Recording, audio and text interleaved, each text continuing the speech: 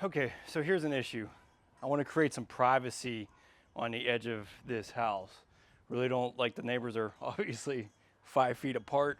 So I want to try to create a little bit of privacy here so when people are using the porch, they enjoy it. So you can see right here that I'm going to be putting new siding on. So this is going to make it kind of a little bit easy, and this is going to be somewhat of a custom make here. So let's get into it.